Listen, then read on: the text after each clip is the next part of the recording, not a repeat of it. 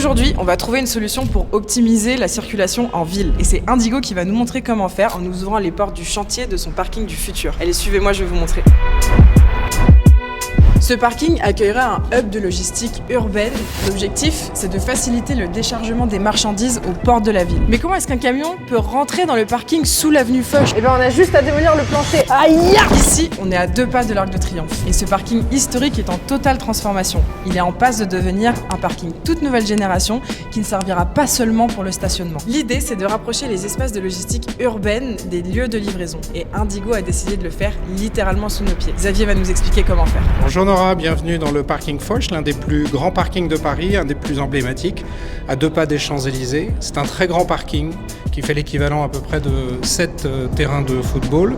Et en complément des activités de stationnement, nous allons créer un espace de logistique urbaine dont la ville de Paris a besoin, de l'ordre à peu près de 12 000 m².